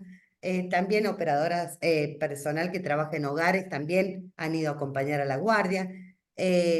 No siempre es con la ambulancia, a veces es un móvil o a veces sé que en su momento está la movilidad tal vez de los ETIs que acompañan, ponen la movilidad y acompaña alguien de la institución de incumbencia, pero puede ser voluntario o puede ser que el niño, niña, adolescente no quiera ser trasladado, se niegue, que haya una situación de mucho riesgo en donde intentamos, digamos, convencer, intentamos bajo todo el tiempo, digamos, posible en que la persona asienta la necesidad tal vez de ir a una guardia y no quiere saber nada, se quiere ir del consultorio, se quiere ir del hogar o hay riesgo de que se escape y que hayan situaciones de mucha más gravedad. Y bueno, no nos queda otra que llamar al 911, ¿no? Al personal policial. El Ay, perdón. 911 el 911, en caso que sea necesario, digamos, hablar porque hay riesgo de vida, porque no hay consentimiento, porque no encontramos un referente adulto, porque tal vez va a ir en el auto, va a abrir la puerta y se va a tirar, digo, porque hay situaciones de mucha gravedad y hay que llamar al móvil policial. Muchas veces, en su momento, cuando hablábamos con Valencia, que es la coordinadora de el servicio de emergencia, lo que nos decía en los traslados de adolescencia y juventud es, lo hacemos pero en presencia de un policía, ¿no? Siempre está ese brete que hay que seguirlo laburando. Bien, entonces, puede ser traslado voluntario o puede ser traslado involuntario a través del 911. A un hospital general, si hay un intento de suicidio con riesgo clínico, o a un hospital de salud mental tal vez especializado, CIPAO, el Hospital Noti, que tiene servicio de salud mental, el Hospital Carrillo, también tiene servicio de salud mental, y en caso de adultos, adultas, Hospital Pereira y Sauce. ¿Seguimos? Ujú. Bien. ¿Qué hacemos? Siempre escuchamos.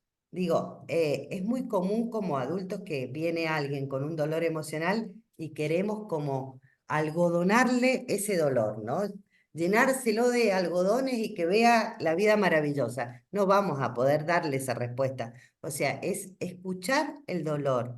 Siempre valorar esto que yo les decía, la importancia de pedir ayuda. Gracias por contármelo. Gracias por confiar en mí. Alojamos. Creo que el mayor desafío es que ese niño, esa niña se sienta en confianza y si hay una próxima vez, vuelva a acudir a nosotros y a nosotras, ¿no? Que vuelva a tener esa confianza. Entonces, alojamos, fortalecemos el vínculo, manifestamos que estamos ahí para ayudar, respetamos la confidencialidad y privacidad, por supuesto, en la medida de lo posible, si hay una situación de riesgo de vida, sabemos que tenemos que violar esa confidencialidad. Ahora, no es que escuchamos y rápidamente lo que escuchamos vamos y se lo decimos a nuestros. Lo trabajamos con él y decimos, mira, esto que estoy escuchando, necesito hablarlo con un supervisor mío para que podamos ayudarte mejor. Yo no voy a contar los detalles de esta charla, pero sí necesito que alguien más nos ayude con esto, ¿no? Digo, no es que vamos a violar la confidencialidad y no le decimos nada a ese niño, niña, adolescente. Le explicamos que lo que estamos, digamos, que la situación de riesgo amerita que nosotros hagamos intervenir a alguien más, ¿no? Mm. Y la intervención tiene que ser lo más inmediata posible. ¿Seguimos? ¿Qué cosas no hacer? no presionamos, no es dale, contame, dale, contame, dale, contame. No presionamos para que hable, no interrumpimos, no, no hablamos de lo que nos pasa a nosotros, porque muchas veces desde el sentido común, cuando alguien nos cuenta un problema, rápidamente decimos, vos sabés que a mí me pasó así, o tengo una tía que le pasó lo mismo y lo solucionó de tal manera, o no te preocupes, ya vas a salir, si esto le pasó a una sobrinita y salió. Digo, no, porque eso es minimizar el dolor. Lo que le pasa a esa persona es a esa persona. Entonces, no damos experiencias de la vida personal, ni aliviamos con eso. Entonces, tampoco juzgamos, tampoco decimos no deberías sentirte así, pensá en todos los que te quieren, la vida es hermosa, con lo que todos hacen por vos, ¿no? ¿Por qué? Porque todo eso ya lo sabe esa persona. Entonces, lo que tratamos de hacer es alojar el dolor, ¿no? Y en todo caso decir, entiendo que no te sea fácil, disculpen. Entiendo que esto no sea fácil para vos, que estés atravesando una situación de mucho dolor. Estoy para acompañar. Si hay una situación emocional negativa, no confrontamos. Si alguien se pone enojado, o diciendo, ay, no te cuento más nada, al final no puedo hablar con vos, o al final no nos justificamos, no estamos, bueno, pero si yo qué te hice, bueno, pero si al final, digo, no nos justificamos ni damos explicaciones de nuestros actos. Lo que hacemos es intentar volver a generar el vínculo de confianza. No subestimamos expresiones y no somos investigadoras, no pedimos información innecesaria. Si hay una situación tal vez de una situación de abuso, alguna situación de mucha vulnerabilidad, nos cuenta hasta donde nos cuenta, no pedimos detalles, no pedimos, y vuelvo a insistir, ubicamos el espacio y nuestros tiempos, porque tal vez, a ver, nosotros podemos prestarle atención, a mí me ha pasado a veces que veo en la guardia una situación que los médicos atienden una situación, salen de esa situación, está un colega, un enfermero, y se empiezan a reír o empiezan a hablar entre ellos y el paciente los ve. Entonces, cuidemos mucho esos gestos y ese espacio, ¿sí? Bien, pasamos.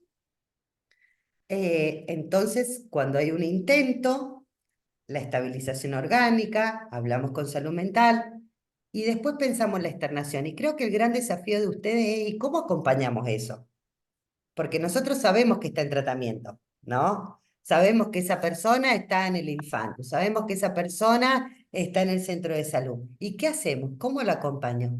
Bueno, vuelvo a decir, creo que es un gran pilar el acompañamiento de las distintas instituciones mostrándose como adultos de confianza. Eso es fundamental. Pudiéndose, digo, también no dejan de estar ustedes en un lugar de acompañamiento, pero también de control. Pero que el niño, niña y adolescente lo pueda sentir como un lugar de confianza para poder aliviar ciertos dolores, ¿no? Bien, pasamos a la siguiente, Mariam. Estas son las líneas de teléfono que son muy importantes que ustedes las tengan, ¿no? Sepan que la línea 102, ustedes la conocen, es la línea de niños, niñas y adolescentes, las 24 horas del día, todos los días, ante situaciones de vulnerabilidad desde hace tiempo, pero hace un par de años ya que esta línea se abrió directamente para los chicos y chicas que tal vez están en crisis, no tienen con quién hablar, no encuentran un referente adulto y necesitan en este momento hablar con alguien, ¿no? Entonces, no es solamente ante situaciones de maltrato, violencia o abuso. Digo, cualquier chico, chica que necesite hablar con alguien, que no tenga a alguien de confianza, es importante que en todos los lugares se divulgue esta línea, porque es la línea directa para los niños, niñas y adolescentes. La línea 148 es la línea de salud mental, funciona todos los días de 8 a 20, hay profesionales de salud mental que están para acompañar cualquier situación de dolor, inquietud o situación de urgencia que necesiten, sea que uno la está viviendo o que uno está preocupado por un familiar, puede llamar el 911 en caso de emergencia, como les decía, y el 144 en caso de situaciones de violencia de género. Ahora, Voy a intentar dar un pantallazo chiquitito de prevención y posvención y abrimos un espacio de preguntas, ¿les parece? No sé cómo estamos con el tiempo. Y ¿Cómo estamos? estamos un poco Estamos. pasadas, pero no sé si la Bien, gente se quiere quedar, se han quedado, entonces ¿se por han ahí quedado? podemos. Ujú. Bueno, a ver, lo que yo siempre digo pensando en la prevención, que muchas veces pensamos que del suicidio lo previene el centro de salud, o tiene que hacer la prevención el infanto juvenil que tiene que ir a la escuela, o la prevención la tiene que hacer, que venga la psicóloga a tal lado, que venga. La prevención del suicidio, como el suicidio es un problema de salud pública, pero tiene una complejidad social, todos los sectores y las instituciones de la comunidad debemos hacer prevención. Y todos los sectores ya la están haciendo. O sea, si pensamos en posibilidad de garantía de derechos, si pensamos en posibilidad de inclusión social, si pensamos en que la escuela pueda propiciar espacios de escucha a los chicos y chicas, ¿no? De manera colectiva, si se pueden generar más centros de estudiantes, digo, todos espacios que impliquen la promoción de los derechos de los chicos y chicas ya es una prevención, ¿no? Y además, la promoción de la salud mental, porque el suicidio se previene promoviendo la salud mental. ¿Mm? Acá, por ahí, si se acuerdan, que cuando fueron esos intentos de suicidio en el DAD, las chicas y los chicos hicieron una sentada, había un cartel grande que decía la salud mental importa, y la escribieron las y los adolescentes. Entonces, es muy importante poder promover la salud mental en cada una de las instituciones para prevenir el suicidio. Así es. Entonces, si pensamos en la prevención, Marian ya lo había dicho, tenemos la universal, pensando en la garantía de derecho y los espacios de inclusión que cada lugar puede dar, ¿no? Y promover. La selectiva cuando hay una situación de un riesgo, posiblemente potencial, de una situación de vulnerabilidad. Por ejemplo, en una escuela o en el hogar que de repente hay una secuencia de intentos de suicidio, ¿no? Entonces se piensa que hay que trabajar específicamente con la temática, pudiendo trabajar específicamente con ayuda de la salud, con asesoramiento de salud, pero no quiere decir, o sea, para pensar en prevención, ¿qué hacemos los especialistas cuando trabajamos la prevención, cuando vamos a las escuelas o cuando vamos al club? Lo que hacemos es un espacio de diálogo con los chicos.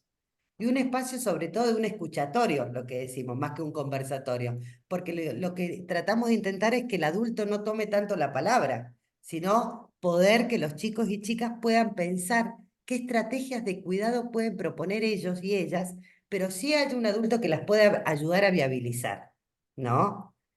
Digo, si se piensa en mejorar situaciones en una comunidad, en el hogar, bueno, ¿qué proponen los chicos y las chicas? ¿Qué se puede hacer? Esas cosas que se puede hacer, ¿puede ser viable? Hay cosas que podemos cambiar. Digo, bueno, pero me parece muy importante que entendamos que la prevención se la hace en cada institución de incumbencia. Y por supuesto, cuando hay indicada, por ejemplo, una posvención, cuando hay un suicidio consumado, hay que hacer una prevención indicada que si es de urgencia y si la trabajamos de manera intersectorial, con salud, con educación, con la comunidad, respectivamente. ¿Pasamos, Mariam? Sí, perdón, se me fue. Bueno, Pasemos a otra. acá un Ah, poquito bien. lo que les mostramos tiene que ver con algunas cuestiones que trabajamos en la prevención, sobre todo la prevención universal y en los casos de prevención selectiva, que tiene que ver con trabajar cuestiones actitudinales, ¿sí? O también de valores que son aprendidos. Que se aprenden como pautas o patrones culturales y por lo tanto podemos tener mucha maleabilidad ahí para trabajar. Y los podemos cuestionar, los podemos revisar y a través de distintas secuencias, ¿no? de talleres o de intervenciones los podemos ayudar a cambiar. Una cosa fundamental que nosotros hemos ubicado para trabajar la prevención del suicidio es que las chicas y los chicos necesitan aprender a resolver problemas de una manera, digamos, adecuada. La noción de proceso, la noción de poder tolerar, la noción no, el aprendizaje de la tolerancia a la frustración, el desarrollo de la capacidad de espera, la posibilidad de gestionar las emociones y aprender a identificarlas, aprender a pensarlas, aprender a hacer una pausa antes de actuar en relación a la emocionalidad que se ha sentido, ¿no? La resolución de situaciones ambivalentes. Estas situaciones son fundamentales para la prevención. Nosotros notamos que hay una gran dificultad en afrontar los problemas de la vida en nuestros chicos y nuestras chicas. Y Y por en el los otro adultos lado, también, también ¿no? en los adultos también. Sí, es algo claro, Alina, sí, es algo que tiene que ver con la época. La época de la inmediatez, la época del todo ya y digamos, em, de no poder darnos tiempo para poder pensar las cosas, es algo que tiene que ver con la cuestión social, no con las personas en sí mismas. Y por otro lado, las habilidades sociales y de comunicación tienen como un doble efecto, porque por un lado nos brindan herramientas para poder integrarnos socialmente cada una de nosotros y nosotras, y por otro lado, las habilidades sociales y de comunicación hacen que las comunidades también sean más contenedoras y receptivas. ¿M? Las instituciones también lo sean. Entonces, desarrollar el respeto, la tolerancia, la empatía, cualquiera de estas habilidades que promuevan la cohesión social más en un tejido tan deteriorado como el que ha quedado en Argentina después de la pandemia y también por las condiciones propias de Argentina en la actualidad. Decimos que la inclusión es social es el mejor antídoto contra el suicidio, porque alguien que tiene una trama social armada es mucho más difícil que piense en acabar con su vida. Y por el otro lado, con respecto al tema del cuidado entre pares, decimos que es fundamental que lo vayamos desarrollando institucionalmente, que hagamos talleres de esto, que lo charlemos con las chicas y los chicos, porque en el grupo, en el grupo de los pares, los chicos hablan, blanquean situaciones, ¿sí? Al mismo tiempo están teniendo experiencias compartidas. Esas experiencias compartidas hacen de soporte emocional y se puede aprender o no aprender, o sea, la resolución constructiva de los problemas, ¿sí? Es decir, se puede en esas situaciones fomentar la resolución constructiva de los problemas o al revés. Por eso tenemos, siempre respetando la diversidad, ¿no? Que no hemos hablado de eso, la diversidad la consideramos en todo sentido, ¿no? Diversidad a nivel genérico, pero también diversidad a nivel de las posibilidades de cada grupo, de los distintos grupos, ¿no? Bueno, y acá creo que ya lo hemos dicho, pero si quieres, Esto Ali. ya lo hemos dicho, si querés, pasemos un segundito a la posvención. A ver, Sí, cuando hay un suicidio consumado, es muy importante que sepan que ante un suicidio consumado hay 10 personas del entorno más cercano que están en un riesgo grave de cometer un suicidio, ¿no? Eh, y en la comunidad, entre 100 y 150 personas, luego de un suicidio, pueden llegar a estar en un riesgo bajo o mediano. ¿En base a qué? En base a la conmoción que provoca el suicidio. Y cuando hablamos de niños, niñas y adolescentes, generalmente cuando algún par tiene un suicidio consumado, lo que puede pasar es identificarse con eso, más el sufrimiento personal que uno trae, y el riesgo es mucho más elevado. Por eso, la posvención es una prevención indicada. Hay que hacer un acompañamiento inmediato y distintas intervenciones que se realizan para fundamentalmente acompañar a la comunidad en ese impacto que ha conmocionado en el suicidio de una persona. Y en los niños, niñas y adolescentes acompañamos a la comunidad educativa fundamentalmente a través de distintas acciones en las primeras 24, 48 horas, en lo que hay distintos tiempos de la posvención. Lo primero que se hace es ver en el vínculo más cercano a esa persona que se suicidó, sean mejores amigas, compañeritos, hermanos, hermanas, quién puede estar en riesgo ¿no? ¿Quién puede estar en riesgo? Esto lo observamos a veces que lo ponen en las redes sociales, que los ponen, estamos como mucho más atentos. En el encauce acompañamos de este duelo, tratando de trabajar sobre las identificaciones que puede hacer la comunidad o los compañeritos pensando en tomarlo como héroe o diciendo, bueno, ya dejó de sufrir. Tratamos de trabajar sobre esas identificaciones y el fortalecimiento de los factores protectores en esa comunidad, ¿no? ¿Qué pasa y qué se está necesitando?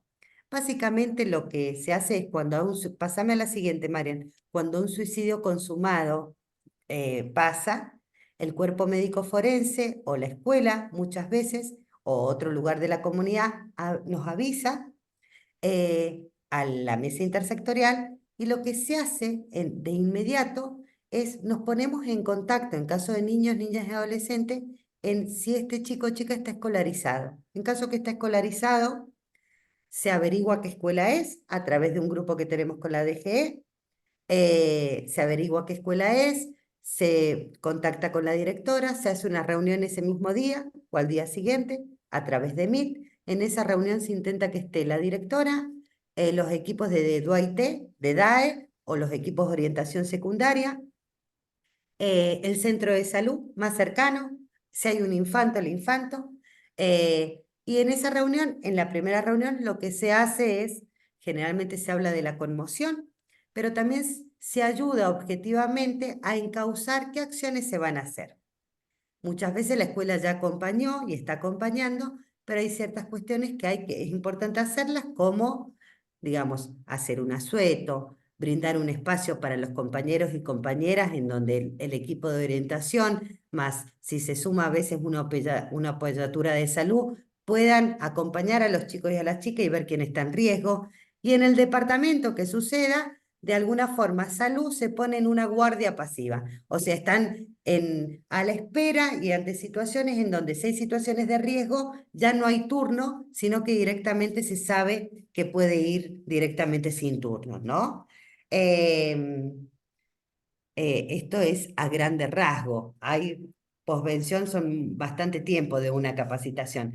Pero es importante que sepan desde los lugares que estén laburando en que si sucede un suicidio consumado de alguien que ustedes estén trabajando con niños, niñas, adolescentes o en un hogar, se me ocurre, hay situaciones en que los otros chicos pueden estar en un grande riesgo. Y es muy importante saber que es necesario hacer una posvención. Para eso, digamos, hay un acompañamiento y hay, digamos, ciertas pautas a seguir, ¿sí? ¿Les parece que abramos un espacio para, si hay dudas, inquietudes, poder sacarlas? Sí. No sé Les qué me... les muestro ahí los teléfonos de nuevo por si lo Vale. quieren sacar la pantalla, el print de pantalla, igual ya lo saben, y sí, y salgamos. Bueno, Alina, Marian, muchísimas gracias. La verdad que interesantísimo y muy necesario todo el conocimiento que nos han compartido.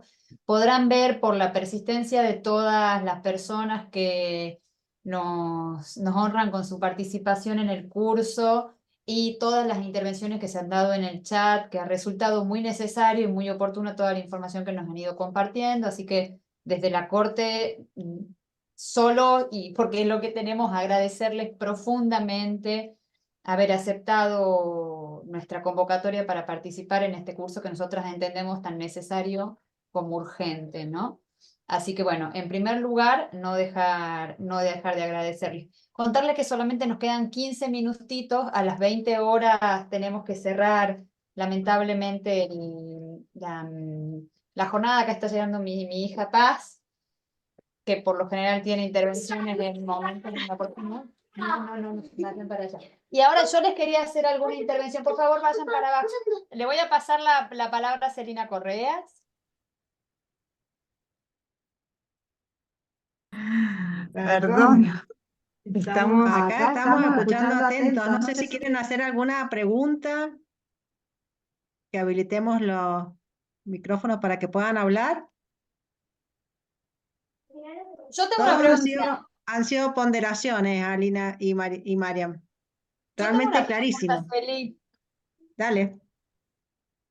Si alguna vez se ha desarrollado una posvención, esto lo estábamos charlando con Noé recién en paralelo, pensando siempre en el sistema de responsabilidad penal juvenil y las cuestiones desde el ámbito de intervención penal en adolescencias en conflictos o seleccionadas a nuestro criterio por el sistema penal.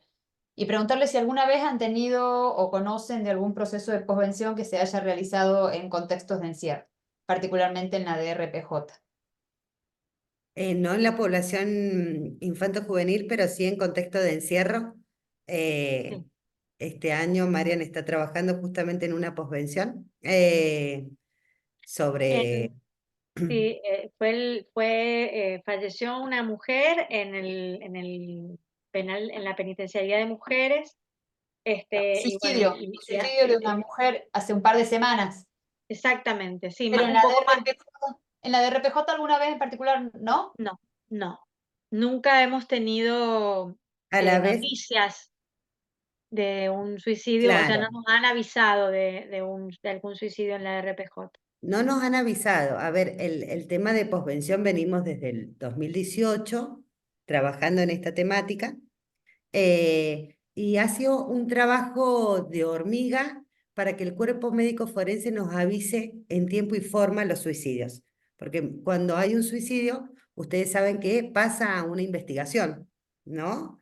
Entonces, no ha sido fácil que el cuerpo médico forense nos avise, sin embargo, ahora sí es más inmediata el informe, y en niños, niñas y adolescentes hoy, quien más nos avisa en tiempo y forma es la escuela, ¿no? La escuela ya sabe y nos manda un mensajito y nos avisa. Y la verdad que nos llega mucho más tarde el cuerpo médico. Y no nos han avisado nunca en situación de contexto de encierro en niños, niñas y adolescentes.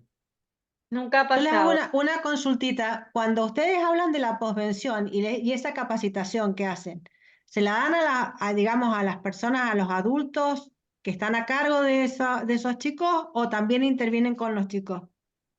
Con los chicos también. O sea, Ujú.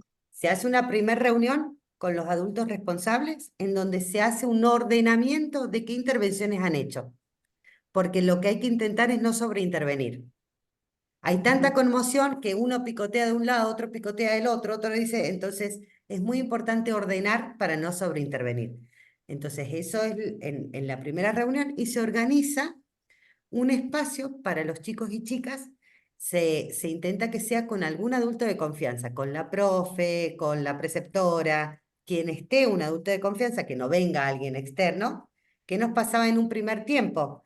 Las escuelas desconocían, los equipos de DOIT y orientación desconocían, entonces acompañábamos, nos íbamos hasta Tupungato, nos íbamos hasta tal lado, en la inmediatez. Hoy por hoy, ya los equipos de alguna manera han tenido herramientas, en el portal educativo hay una capacitación instaurada, entonces al otro día se abre la escuela, se brinda un espacio de acompañamiento con los chicos y las chicas, alojando el dolor y de alguna forma pudiendo detectar con los chicos y chicas, y esto se me ocurre en los hogares si algo pasa, y como tarea y ejercicio es, a ver, cuando alguien se suicida, muchas veces en la conmoción buscan culpables. Y fue culpa de este, ya este lo bulineaban, ya esto. Lo que tenemos que intentar en una posvención es que quede en claro que es multicausal, que es inútil conseguir culpables porque no vamos a encontrar respuestas, ¿no? Y que es importante saber que en ese momento no encontró otra vía de ayuda. Entonces, invitarlos a que si los chicos y las chicas, si ustedes la están pasando mal, ¿a quién acudirían? ¿Quién les podría? La importancia de poder pedir ayuda. ¿Qué adultos se sienten ustedes en confianza poder hablar? Y siempre en una posvención, siempre divulgar las líneas telefónicas. Bueno, si tal vez algunas personas no tienen en este momento algún adulto de referente, hay profesionales que tienen una escucha inmediata para poder hablar. Tienen estas líneas telefónicas, se hace una reunión en paralelo con los chicos y las chicas y en paralelo con los adultos referentes, madres, padres, tíos, de los chicos y las chicas, los compañeritos, porque están tan abrumados por la situación y tan atemorizados que les pase a sus hijos o a sus hijas, que muchas veces obstaculizan el duelo que tienen que transcurrir, ¿no?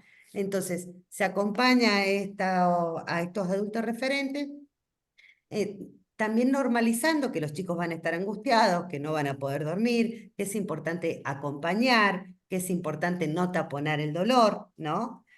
Bueno, se hace todo un proceso de posvención, ese en un momento de mayor urgencia. Luego, a mediano y largo plazo, se instalan y se asesoran, digamos, en la escuela o en los clubes, cuando han habido algunos deportistas que les ha pasado y hemos tenido que hacer posvenciones, se instalan qué acciones preventivas pueden hacer para que tal vez esto puedan estar con más herramientas para que tal vez no pase. Acá hay una persona en el chat que se llama Beli, que está diciendo, bueno, que precisamente que ha participado, es trabajadora social del DAE. ¿Mm? El DAE, no sé si todos saben, pero la DOIT ahora se llama DAE. ¿Mm? Y bueno, esto que decía Lina, hemos tratado y creemos que en gran medida también está logrado que los equipos de orientación escolar, tanto en la primaria como en la secundaria, también estén preparados para afrontar estas situaciones, ¿no? Hemos capacitado mucho, ¿no? Todavía estamos trabajando siempre, trabajamos en equipo y bueno, se está conformando de alguna manera también un programa de suicidio, se está intentando, está en borrador todavía, pero se está intentando que exista a nivel provincial, pero todavía no lo tenemos.